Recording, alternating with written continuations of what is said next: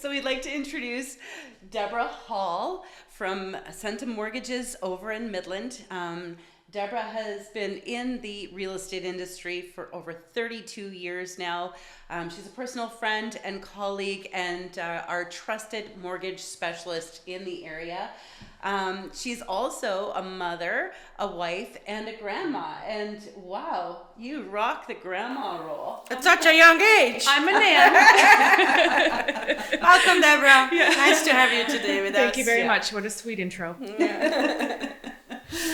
So we're going to start out with frequently asked questions. So one of the frequently asked questions is rate increases and how they affect everybody. Right. So there is nothing but tons of talk in the media. Everywhere you turn, all you're hearing about is interest rates. They definitely are trending upwards and have been for a few months.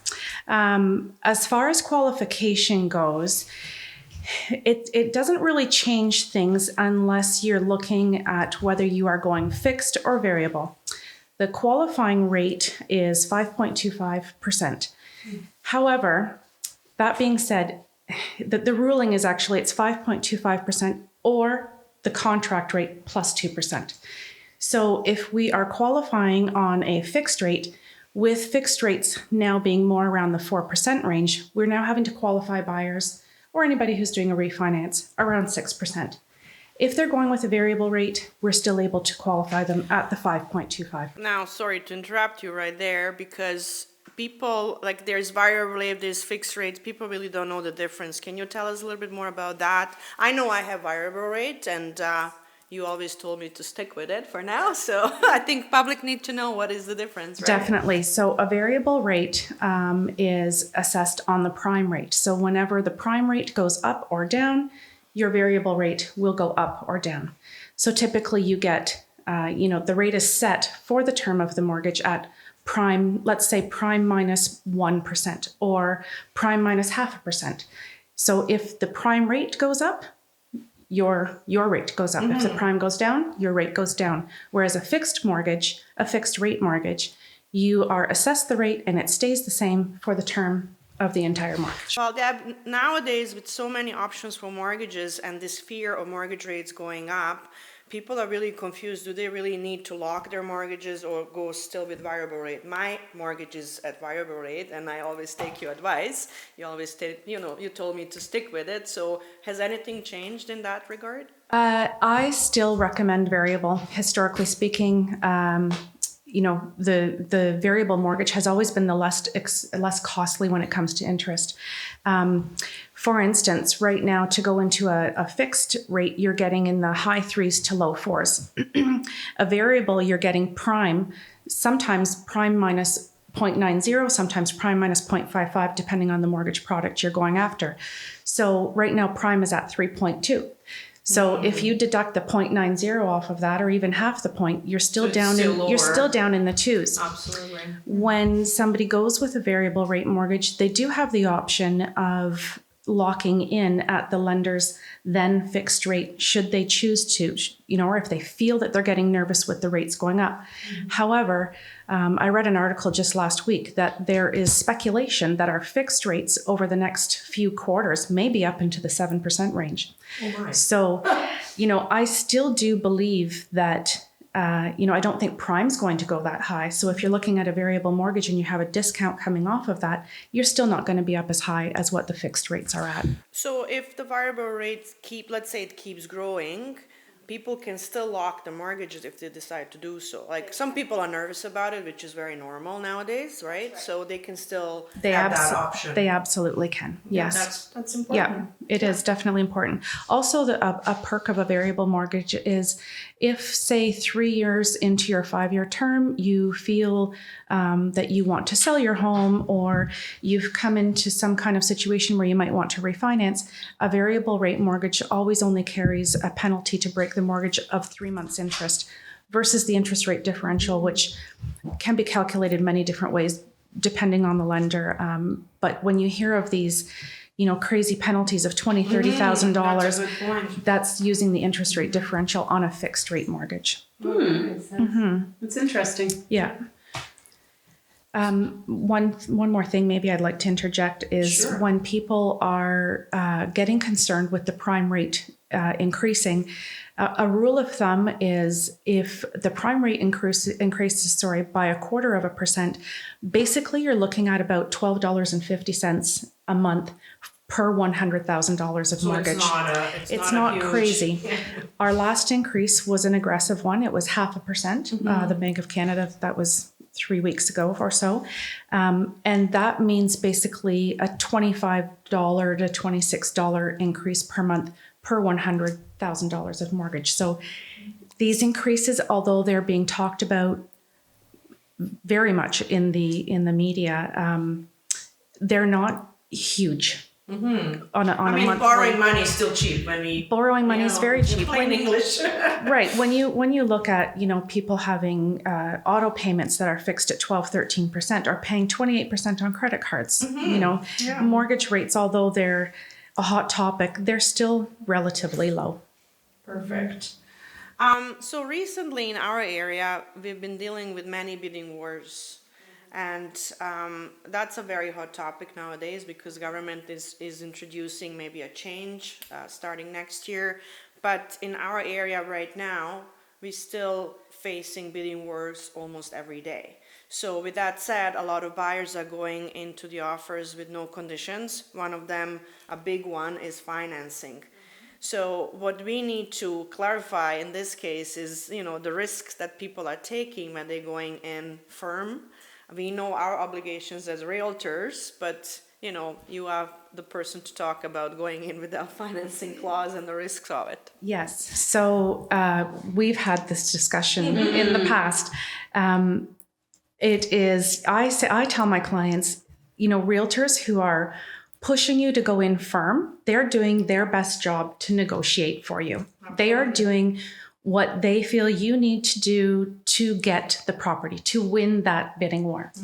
However, it's my job to tell my clients the risks of doing so. They could possibly lose their real estate deposit.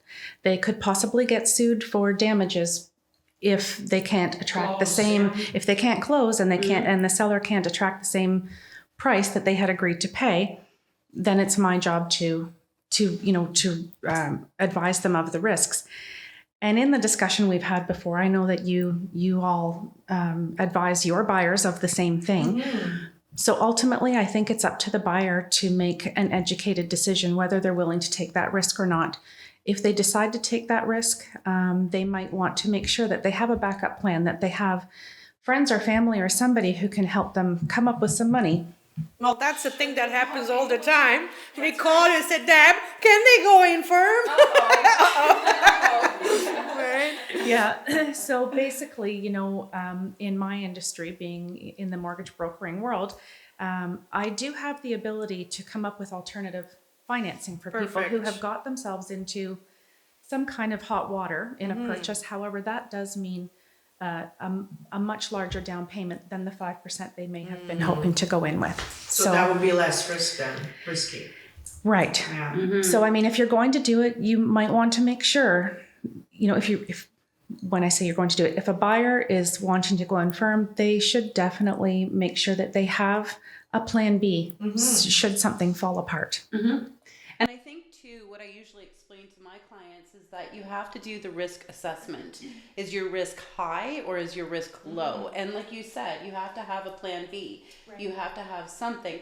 But I think another thing too that buyers don't understand is that it's great because as professional real estate agents, we are there to advise them.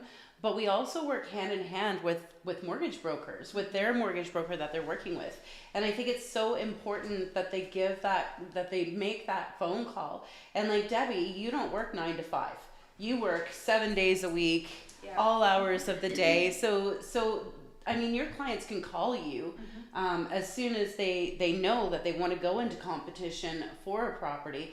They can call you and get the skinny basically on their risk assessment on whether or not they should go in without that condition on financing. And another thing we do have to mention is appraisals that come in. So what happened like here in our area, the cottages have been selling for the last 2 years from I don't know, anywhere from 650 to 950, and people go in and pay that, and then, you know, the day of closing or shortly before the day of closing, the appraiser goes in and says, oh, this cottage is not worth in my books that money, so what do we do now, right? So that's something that people have to keep in mind as well. And I'm finding what's happening sometimes too is when the market is in the process of heating up, let's say coming out of the long dreary winter months and people start looking at cottage properties. I'm just going to use cottage properties as an example.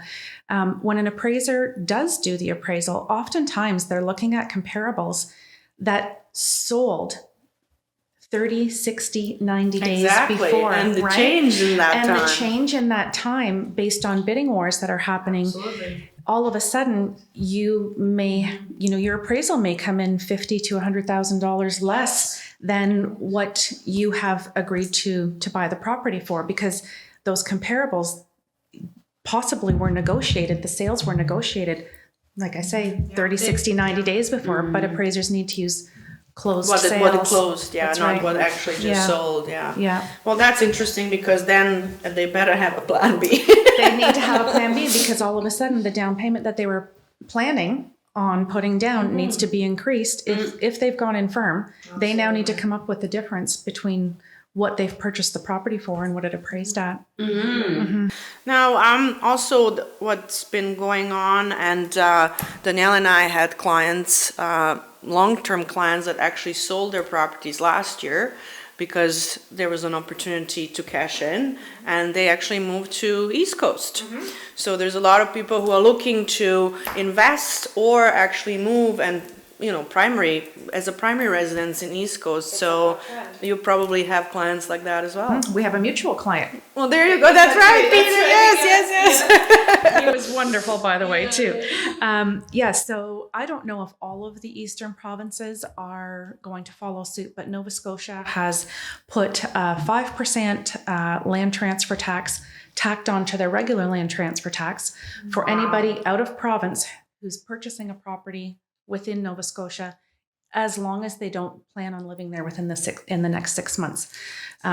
They've also imposed a 2% per $100,000 of assessed property value will be added on to their property taxes, so long as they're not becoming a resident of the property. So that's what my next question is. So it's mostly for investors, so people that kind of buy it because it's cheap. No, I shouldn't say cheap. Less expensive than in Ontario. It's becoming, the market is getting heated there too. The market is definitely getting heated, and where people were seeing huge value, it's now great value, right? Exactly. It's slowly, they're catching up as well, right? Beautiful properties though. That property that our mutual client bought was stunning. Yeah.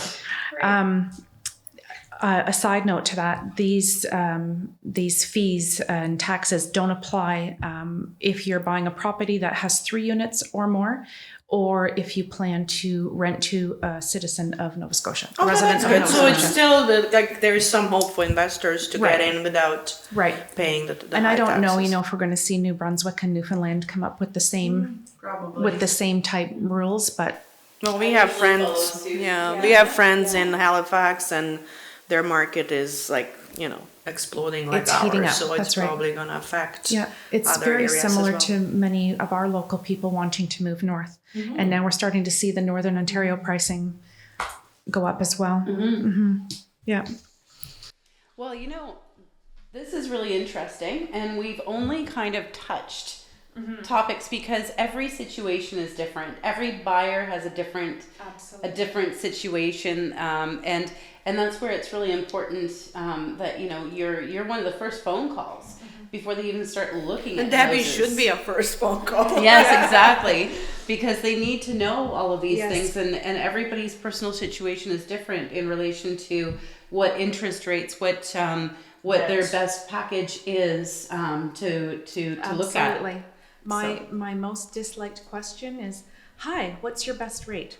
Well, my best rate may not be Your best rate. your best rate, because you see these rock bottom rates advertised online. Typically they are for a variable, they are for an insured mortgage, and that's a whole other conversation. Insured versus insurable Exactly. versus Maybe for the uninsured. Next Maybe time, we we'll got catch lots up. of topics. That's a long topic.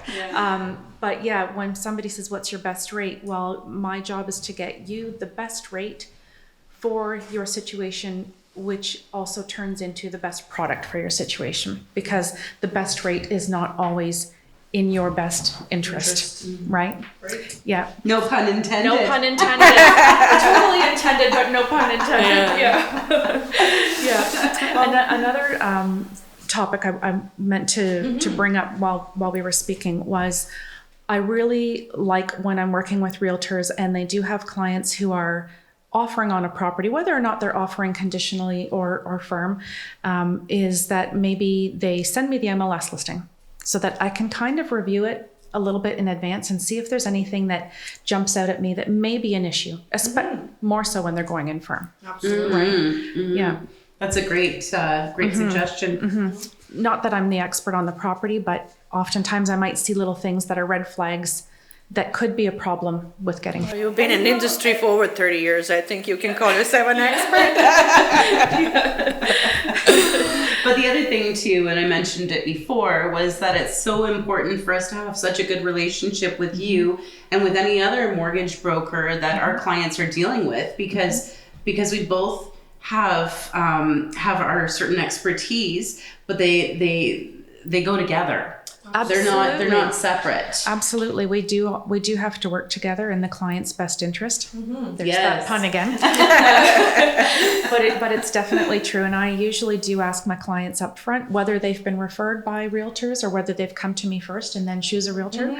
I do ask their permission to allow me to share their information with the realtor. Not the nitty gritty, not credit scores, but of course, but where the clients may struggle and why there's a struggle, and really they are maxed out at this purchase price. Please don't try and don't try and go in by $5,000 because I have them stretched to the limit.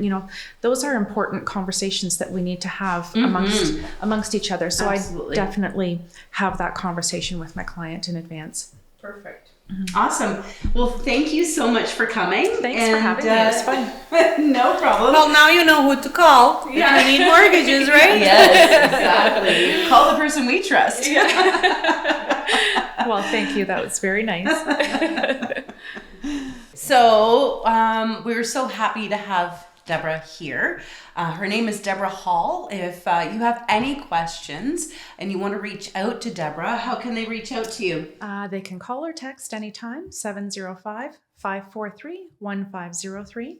They can also find me on social media, Facebook, Instagram. I think I'm on Twitter. Not really sure about Twitter. And LinkedIn. And you can search out Deborah Hall, mortgage agent.